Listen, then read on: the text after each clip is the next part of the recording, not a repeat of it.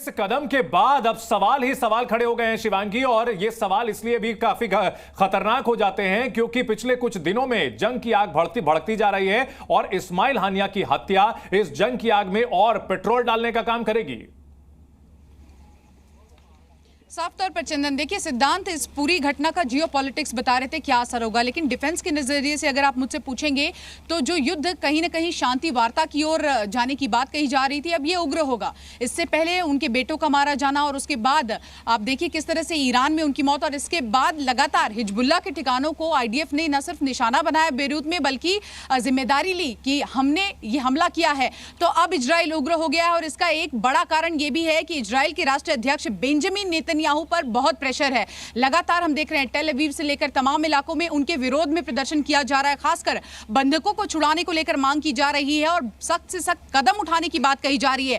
तो अब हमास के नेता का मारे जाना, आपको लगता है कि हमास के लड़ाके इसके बाद चुप रहेंगे? इजराइल और हमास के बीच जो जंग है अब वो धीरे धीरे उग्र रूप लेगी और इसका असर आप देखिए किस तरह से विश्व भर के तमाम उन देशों। ये बहुत अहम सवाल शिवांगी आपने उठाया है कि हमास आगे क्या करेगा। सोई साहब से समझने की कोशिश करते हैं। सोई साहब, अगर हमास की बात की जाए तो हमास के सामने अब क्या विकल्प बचते हैं? राजनीतिक सबसे बड़े नेता की हत्या कर दी गई है, अगर जवाब नहीं देता है तो कहीं ना कहीं अपने समर्थकों के बीच जो है वो स्थिति कमजोर होगी। जवाब देने की कोशिश करता है तो इजराइल और ज्यादा भयानक अटैक कर सकता है।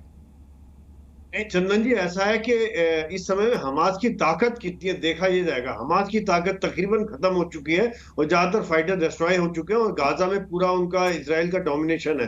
अब ये जो मुझे एंगल नजर आएगा वो है हिजबुल्ला और हुती के द्वारा इसका रिटेलिएशन, क्योंकि ईरान के दोनों ही प्रॉक्सी हैं और जो रिटेलिएशन वहां से ज्यादा हो सकता है। हमास के अंदर शायद इतनी ताकत नहीं, कुछ 2-4 रॉकेट फायर कर देंगे, इसका कोई फर्क नहीं पड़ेगा।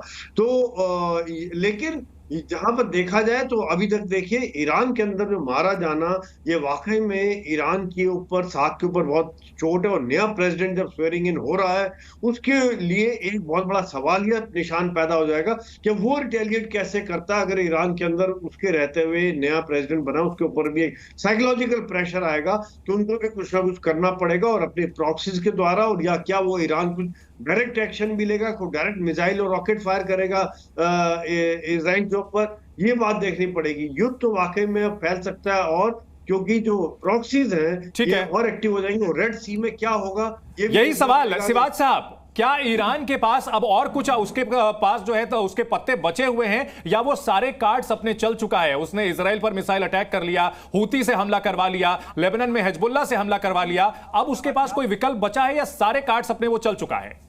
देखो, अब ईरान जो था बार बार सोच रहा था कि वो डायरेक्ट इस लड़ाई के अंदर इन्वॉल्व ना हो, क्योंकि वो अपने जो मिलिशिया था और जो मिलिटेंट ग्रुप थे उनसे लड़ाई कर रहा था, चाहे वो तीनों एज थे, हिजबुल्लाह, हमास और आपका होती रेबल, और दूसरा जो सीरिया और इराक के अंदर जो उसके एक प्रकार से मिलिशिया था। मगर अब जिस प्रकार उसके घर में घुस के मोसाद ने एक प्रकार इस्माइल हानिया को मारा है, तो कहीं ना कहीं ईरान के ऊपर बहुत बड़ी चोट है। सिवा साहब, ये कंफर्म अभी तक बताया नहीं गया है कि मोसाद ने ही मारा है, ये हम मान के चल रहे हैं, हमारे आकलन है, ये खबर नहीं है। नहीं, मैं ये कह रहा हूं कि ईरान को अगर इस्माइल हानिया मारा है तो खुदा ने तो मारा नहीं, कि किसी ने मारा है तो CIA, मोसाद या कोई भी हो सकता है। बात ये है कि ईरान के अंदर घुस के मारना ईरान के लिए भी एक बहुत बड़ा सेटबैक है, आप ये समझने की कोशिश करें, और इसीलिए हो सकता है वो हिजबुल्लाह और हुती रेबल को अब ज्यादा सक्रिय करेगा। क्या वो सोई साहब, जिस तरीके से हम जिक्र कर रहे हैं कि ईरान के लिए एक मेजर सेटबैक हो सकता है, लेकिन चूंकि हम हमास का जिक्र कर रहे हैं, यहाँ पर हमास के प्रमुख की मौत का जिक्र कर रहे हैं, हमास चूंकि बीते कुछ समय में, जिस तरीके से शिवांगी ने भी इस बात का जिक्र किया कि काफी कमजोर पड़ा है, काफी शिथिल होता जा रहा है, ऐसे में रिटालिएट करने के विकल्प यहाँ पर बहुत कम नजर आते हैं। अगर आने वाले समय में चीजें और खराब होती हैं तो हमास के पास क्या विकल्प रह जाते हैं? देखिए, ऐसा जैसा मैं बता रहा था कि हमास के पास इस समय में ज्यादा विकल्प नहीं है। हमास के अंदर इतनी ताकत नहीं बची है कि वो बहुत ज्यादा भयंकर रिटेलिएट कर सके या अंदर घुस सके। इस समय में अगर जो उनके साथी हैं हुती और हिजबुल्लाह, या वे सीरिया से और इराक से जो करना चाहें वो कर सकते हैं, और ईरान डायरेक्ट भी कर सकता है, क्योंकि एक तरह से नए प्रेसिडेंट के ऊपर प्रेशर आएगा कि आपके होते हुए देखिए, अगर अंदर हमला किया तो उनकी साख है, देश के अंदर उनकी स्टैंडिंग क्या रहेगी अगर इन्होंने कुछ भी नहीं किया।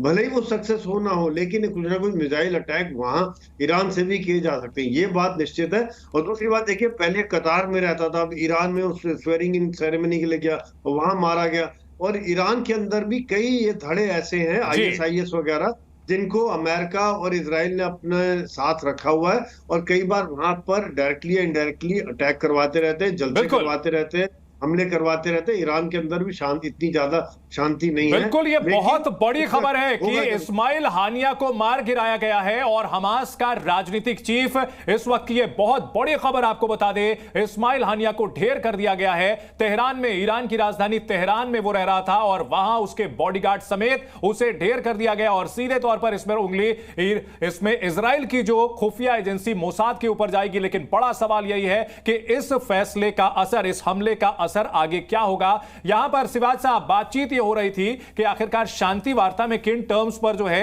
अब आगे सहमति बन सकती है। दबाव बहुत ज्यादा नेतन्याहू पर भी था, और लेकिन एक चीज साफ है, शिवांगी भी हमारे साथ बनी हुई है। शिवांगी, अगर नेतन्याहू की बात की जाए, उनके ऊपर बहुत ज्यादा दबाव था, बहुत ज्यादा प्रेशर पड़ रहा था। अभी अमेरिका के दौरे से आए, यहां प्रदर्शन हो रहे थे उनके खिलाफ, लेकिन दो बड़ी घटनाएं, एक तो बेरूत में लेबनान में हिजबुल्लाह के कमांडर को ढेर करना, और अब इस्माइल हानिया को ढेर करना। निश्चित तौर पर नेतन्याहू की ताकत और बढ़ेगी, एम्बोल्डन होंगे वो।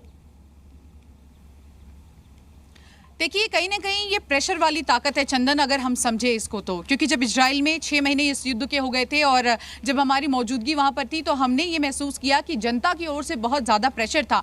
जनता लगातार चाह रही थी कि जिस बर्बरता के साथ हमास के लड़ाकों ने इजरायली जनता को नुकसान पहुंचाया है, वैसे ही मुंह तोड़ जवाब दिया जाए। हालांकि कोशिश की गई, कई डेलीगेशन की मीट हुई और शांति, कहीं ना कहीं वार्ता करने की कोशिश की गई, तमाम देश जो है वो सामने आए, मिलाप करने की कोशिश की गई, लेकिन अब लगता नहीं है। जब इनके बेटे को मारा गया था, तब ये कहा गया था कि कहीं ना कहीं शरीर खत्म कर दिया गया है, लेकिन 62 साल की उम्र में इस्माइल हानिया का मारा जाना। बिल्कुल शिवांगी, हम आपके पास लौटेंगे। सोई सर, मैं जानना चाहूंगी, इससे पहले अप्रैल का वो पूरा घटनाक्रम है जब अटैक किया गया था हमास के मुखिया के बेटों पर और तीनों को मार गिराया गया था।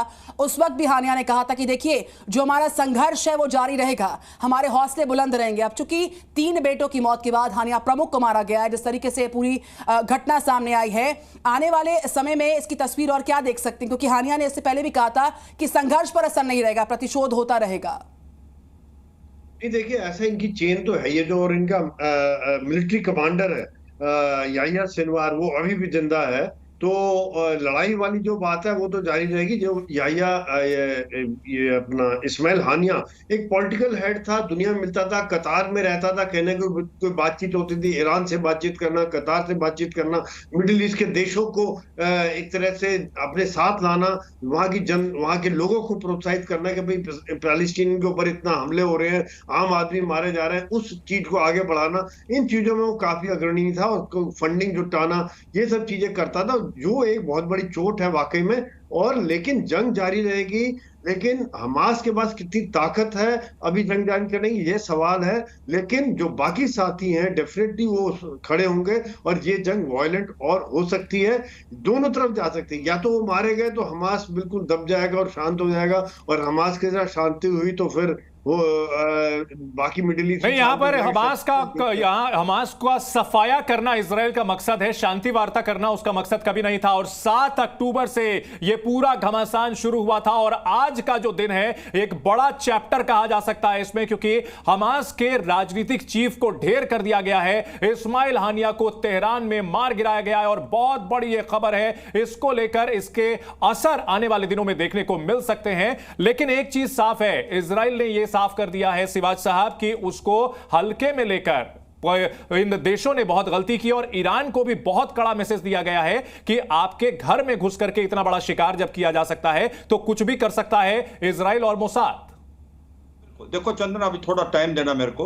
ये सच्चाई है कि कहीं ना कहीं जो नेतन्याहू थे बहुत प्रेशर में थे, और ये लड़ाई अगर बंद होती है तो उसके लिए पॉलिटिकली अच्छा नहीं था, क्योंकि इलेक्शन होंगे तो उनको चांसेस कम थे, और वो चाहते थे इस लड़ाई का दायरा बढ़े। मगर जब इजराइल वर्सेस हमास था तो अमेरिका खुल के नहीं आ रहा था, क्योंकि सच्चाई थी कि जिस प्रकार से पैलेस्टाइन में कैजुअलिटी हुई थी, तो ये बताया गया था ऑफेंसिव ना करे रफा में। उसके बावजूद इजराइल ने किया। मगर जब लड़ाई इजराइल वर्सेस हिजबुल्लाह होगी, इजराइल वर्सेस होती रेबल होगी, तो पूरा अमेरिका, यूके और आपके नेटो कंट्री साथ में खड़ी।